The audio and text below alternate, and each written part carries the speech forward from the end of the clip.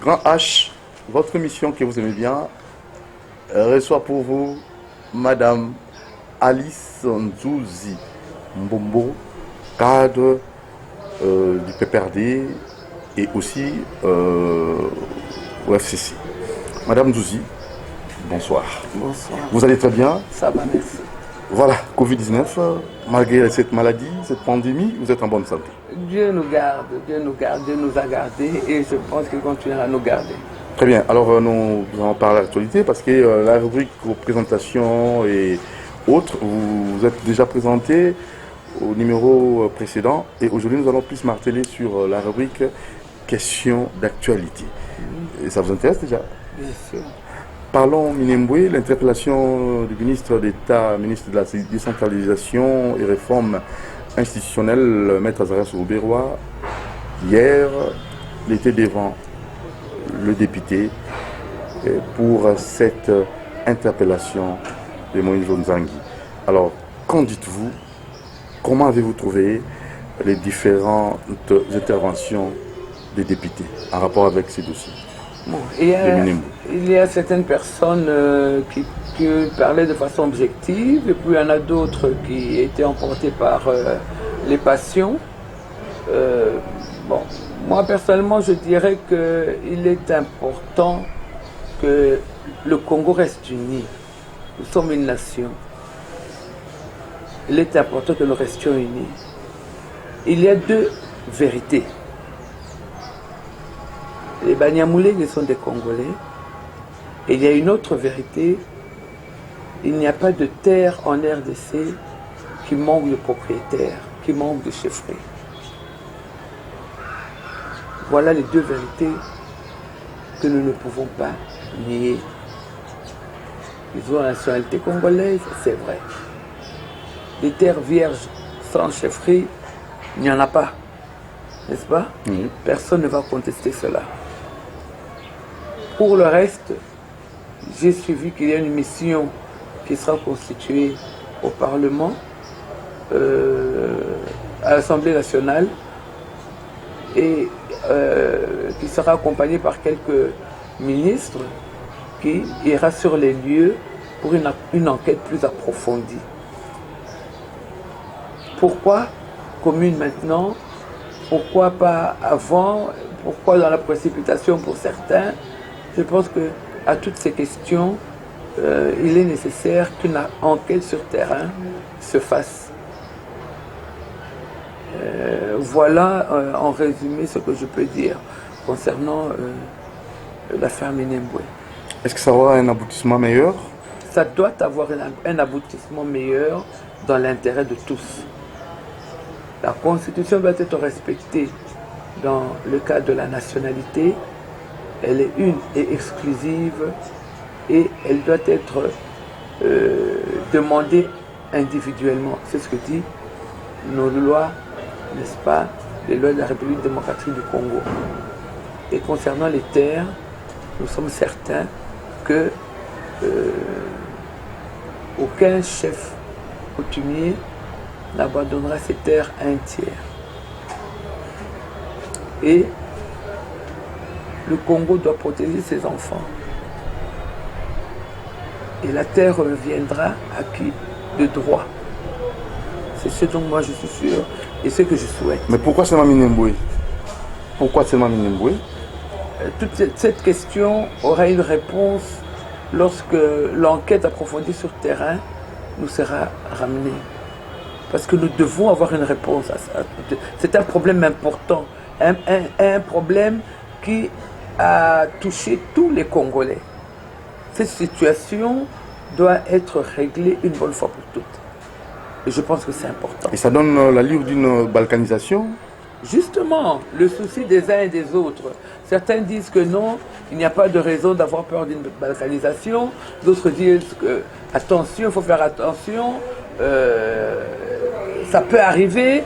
Donc, pour calmer les uns et les autres, il faut aller jusqu'à la base, enquêter et avoir toutes les informations nécessaires pour pouvoir nous faire une idée juste. Voilà. Voilà. Le chef de l'État d'ailleurs a abondé dans ce sens-là. Je lui donne raison, il faut qu'une enquête soit faite. Voilà, et abordons maintenant le volet prestation des serments de juge de la Cour constitutionnelle. La cérémonie est prévue pour demain mercredi au Palais du Peuple. Un mot. Écoutez, moi je pense que l'institution président de la République ne peut pas gérer le pays seul. C'est pas vrai. Toutes les institutions ne sont pas seulement nécessaires, elles sont indispensables à la bonne marche du pays. Il faut que la présidence comprenne cela. La dictature en RDC ne sera plus jamais acceptée par les Congolais.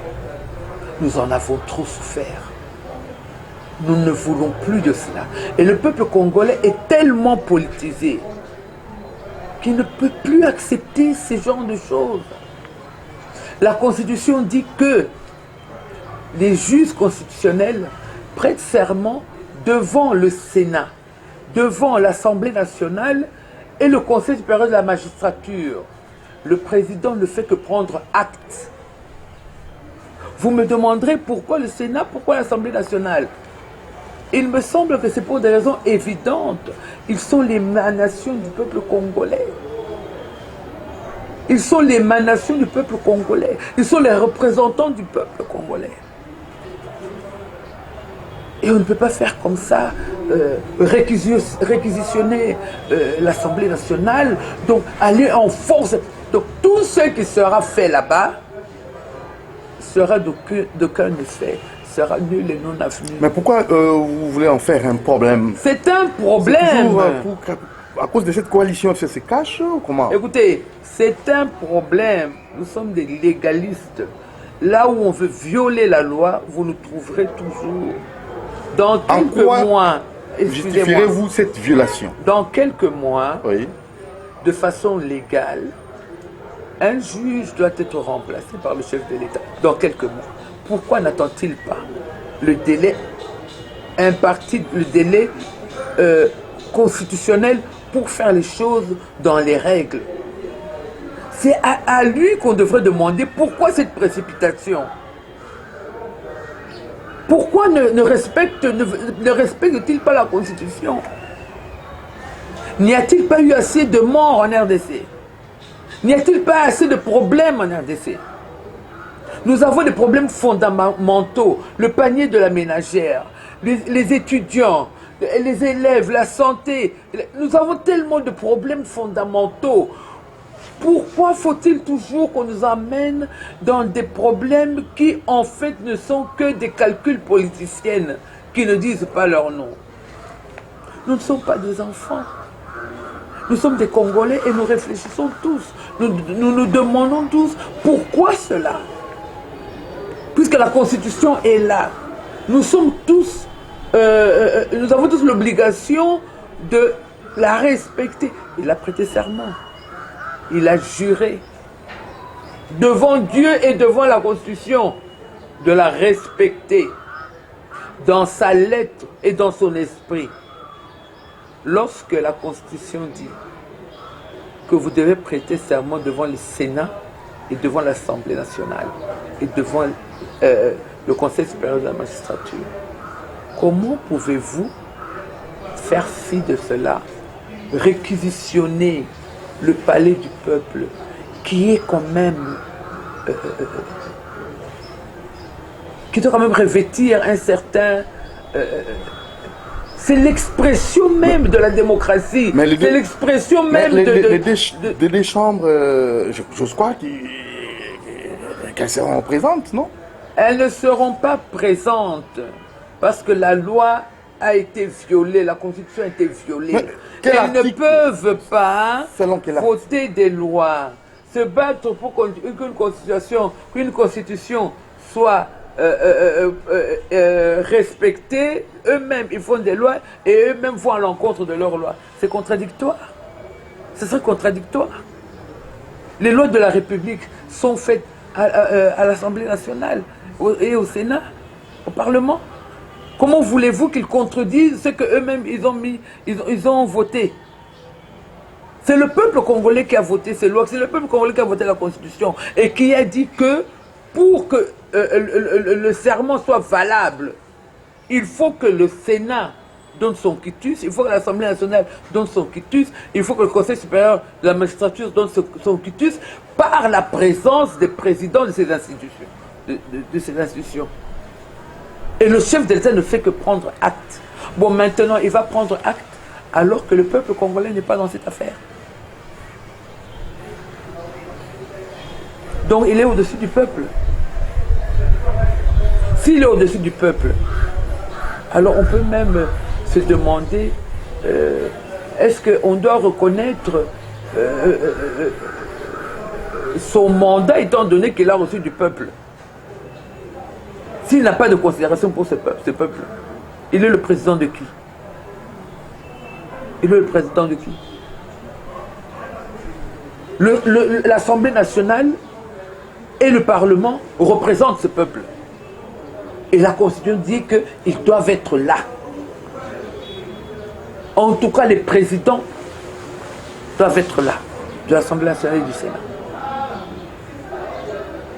Et maintenant, il veut faire fi de ces personnalités. Il réquisitionne le palais du peuple.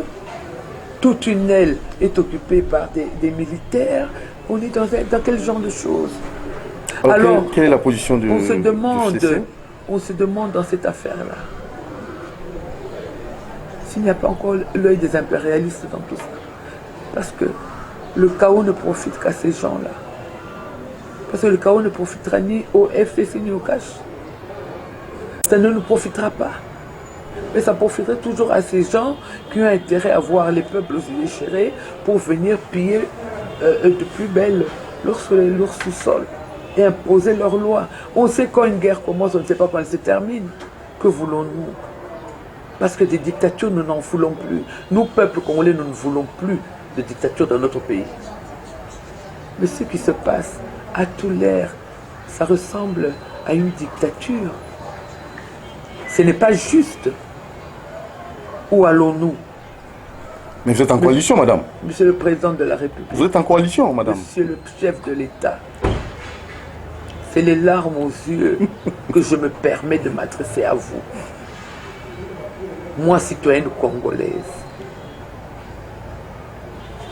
Vous êtes un homme, un père de famille, un mari. Vous avez une épouse. Où allons-nous?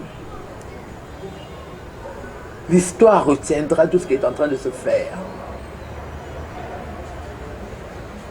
Monsieur le chef de l'État, vous avez prêté serment. Vous avez juré de respecter la Constitution. La dernière décision vous revient. La dernière décision vous revient. Il n'est pas encore trop tard.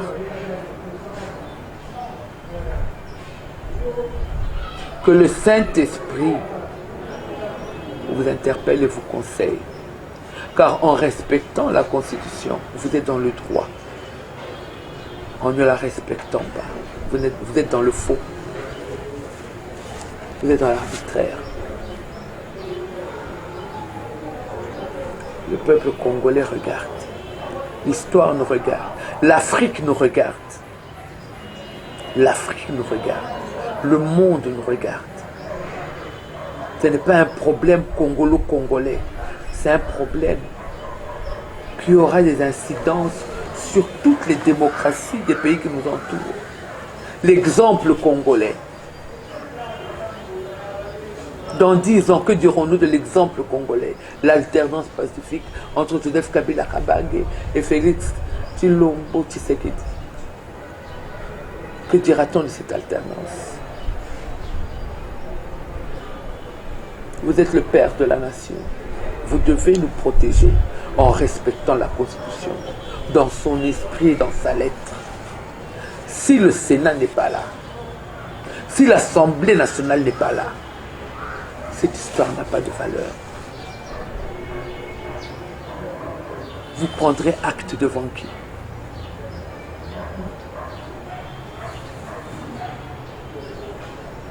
Vous prendrez acte devant qui?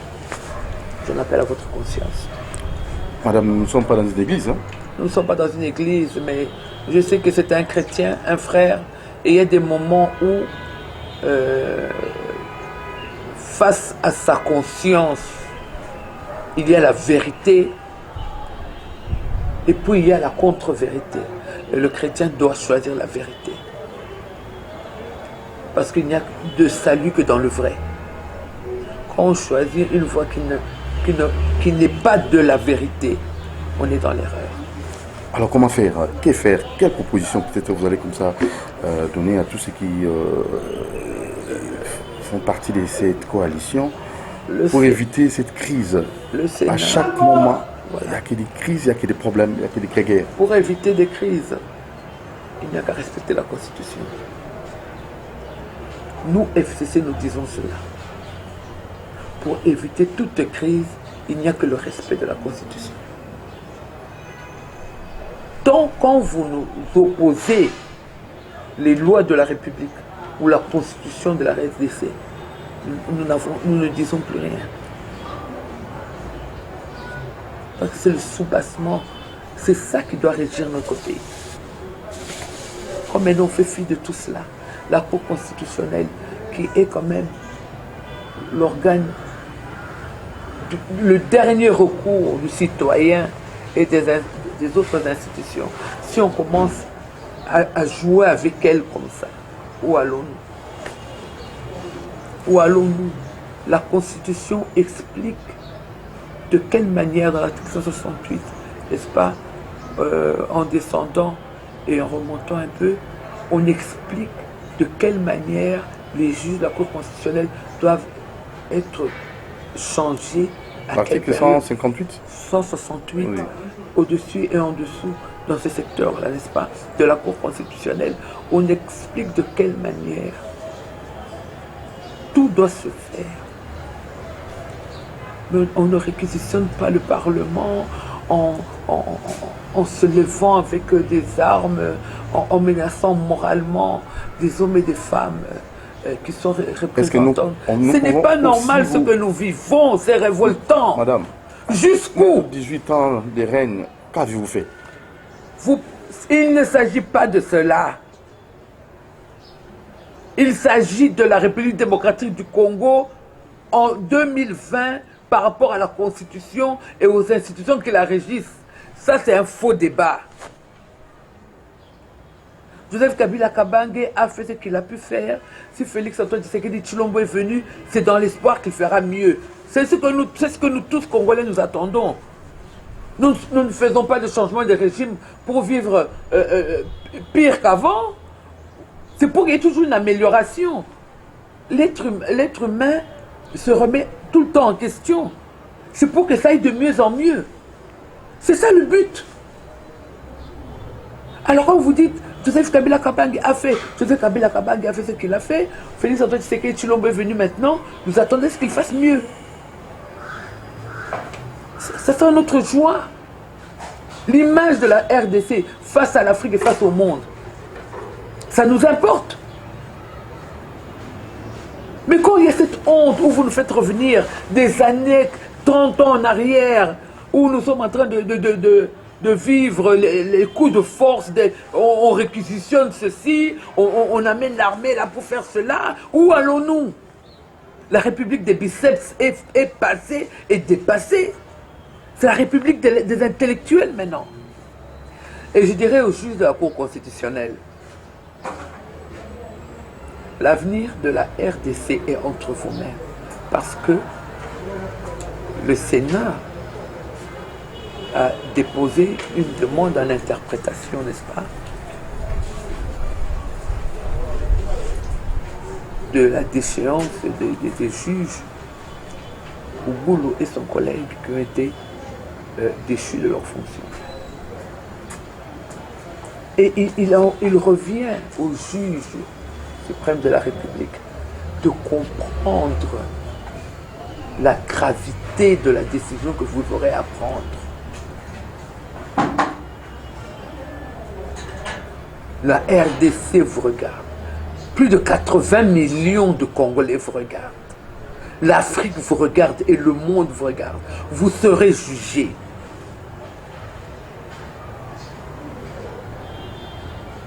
Par rapport à la position que vous aurez prise.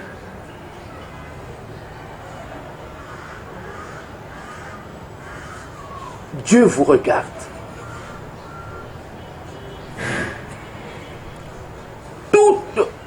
Tous les magistrats, les juges vous regardent. Car la décision que vous prendrez sera commentée dans toute la République et en Afrique et dans le monde. Rien ne vaut 80, plus de 80 millions d'âmes. Rien ne vaut cela. Rien ne vaut la paix et la cohésion nationale. Rien ne vaut la valeur que vous donnerez au travail que vous faites et à vos personnes par rapport à la décision que vous prendrez.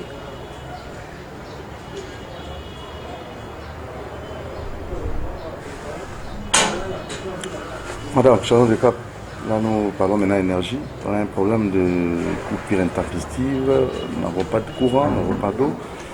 Vous, en tant que maman, mère de famille, avez-vous peut-être des propositions à donner? Chers compatriotes, avec tout ce qui se passe dans le pays, vous parlez de l'eau et de l'électricité. Vous voyez tout ça, ce sont des chaînes, des maillons d'une chaîne. Tout se tient, tout se tient. Comment voulez-vous parler de l'eau et de l'électricité? Vous pourrez parler de la santé, vous pourrez parler du transport, vous pourrez parler du logement des Congolais, vous pourrez parler de l'éducation, vous pourrez parler de tout.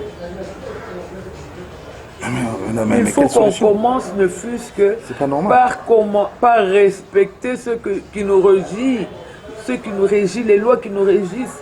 Les pays qui fonctionnent, ce sont les pays où on viole le moins les lois de la République, mon frère. Ça commence par là. Ça commence par là. Que faut-il faire? Faut-il que les femmes de la RDC marchent en tenue d'Ève dans les rues de Kinshasa pour que vous compreniez que nous en avons marre de perdre nos enfants, de perdre nos maris dans des problèmes qui en réalité sont des intérêts individuels? Mais vous en faites partie, madame.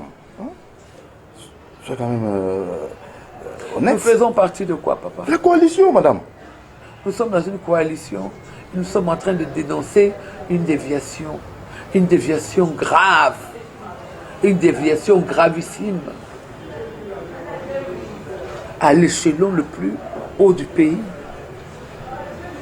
Nous sommes dans la coalition, mais nous dénonçons.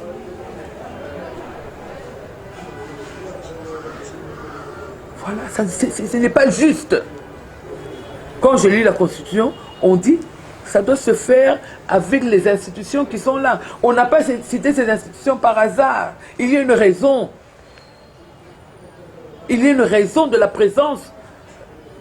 On aurait pu tout simplement dire, bon, comme c'est une affaire de juge, bon, on demande juste au Conseil supérieur de la magistrature d'être présent. Non, on a dit qu'il faut que le Sénat aussi soit là, et il faut que l'Assemblée nationale soit là. Pourquoi? C'est l'œil du peuple congolais. Madame, parlons électricité. Même pour ça, vous revenez toujours aux prestations. Ok, on va parler de l'électricité, mais je suis en train de vous dire parce que là, vous avez tout déjà insisté, cela ne sont que les maillons d'une chaîne. Et maintenant, on va faire comment? Hein? Vous voulez que je vous dise que l'électricité va bien? Ou que je vous dise que l'eau va bien? Qu'est-ce qui va une réforme ou quoi? Je vous dis qu'il faut respecter les lois de la République. Les lois. Si on commence par là, même dans une maison, dans une famille, dans un foyer, qui est le maillon de base d'une nation, pour que ça marche, Il faut que chacun respecte les lois établies dans la maison. Donc là, Le mari connaît son rôle, la femme connaît son rôle et respecte cela.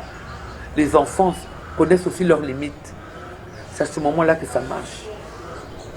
Mais quand une femme qui se dit mariée à un homme qui lui dit que je ne veux pas que tu découches, et la femme a pour habitude d'aller une semaine et de revenir pour dire que j'étais chez ma tante, pourquoi ça va marcher?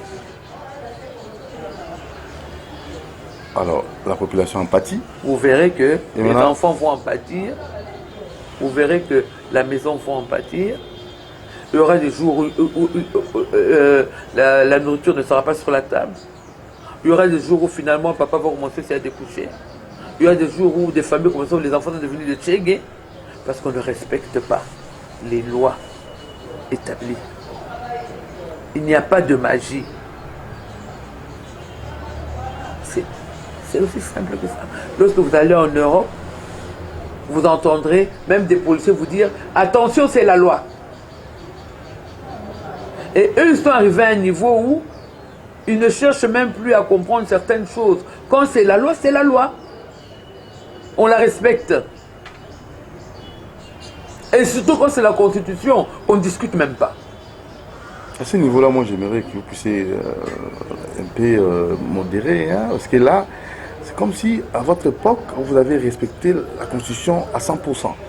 Vous devenez donner des leçons. Non, non, écoutez. Ça aussi, ça pose problème, madame. Je vais vous répondre en vous disant ceci. Reconnaissez les bienfaits. Reconnaître les bienfaits d'une personne, ce n'est pas perdre sa valeur. Cette cour constitutionnelle a quand même été mise en place par Joseph Kabila Kabange. Ça veut dire qu'il avait le souci quand même que la loi marche. Je vous rappellerai à l'époque au Parlement, chaque fois qu'ils avaient un problème, ils couraient à la Cour constitutionnelle. Mais ils avaient les armes, ils avaient la police, ils avaient l'armée. Mais ils voulaient qu'il y ait quand même un état de droit, qu'il y ait de l'ordre. Parce que pour que ça marche, ça doit commencer par là. Impérativement par là. Mais ce qui est en train qui va se faire demain, nous reculons à l'époque du maréchal Mobutu. Tata Bo Moko, Mama Bo Moko, École Bo Moko, Parti Bo Moko. Ce sont des dérives. On ne peut pas réquisitionner l'emblème, la maison du peuple. On ne la réquisitionne pas. Parce que le peuple est souverain. C'est une force, c'est un pouvoir. C'est le peuple qui vous donne le pouvoir de les diriger. On n'encercle pas cet endroit-là, on ne réquisitionne pas la Non, mais pour sécuriser les sénateurs et les élus du peuple. Ah, ça doit se faire à leur demande. Il faut que le président de l'Assemblée demande que venez me sécuriser. Vous pouvez concevoir qu'il y ait des pombas qui entrent chez vous, qui ferment toutes les portes et vous disent on vient vous sécuriser. Vous allez accepter ça? Madame, nous assistons à vos grégaires, à vos combats et le peuple en pâtit. Alors là, maintenant, la Cinco a raison. Il faut que la population puisse se réveiller, se lever, parce que là, nous risquons de tout perdre. Et vous êtes là, toujours dans des combats de positionnement. Vous cherchez... Ce n'est pas un combat de positionnement. Mais maintenant, le peuple en pâtit. Ce que j'essaye de vous dire, ce n'est pas un combat de positionnement. Le président Tshisekedi, en respectant la Constitution dans quelques mois, je crois que c'est le mois d'avril, il a la latitude constitutionnelle de changer un juge. Dans quelques mois ici, c'est la Constitution qui le dit.